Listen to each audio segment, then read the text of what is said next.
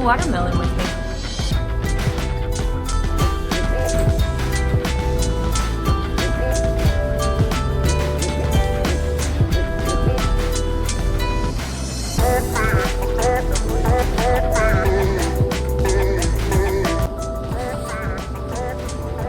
So, today I'm going to juice this whole half of a gigantic watermelon with my Nama J2 juicer.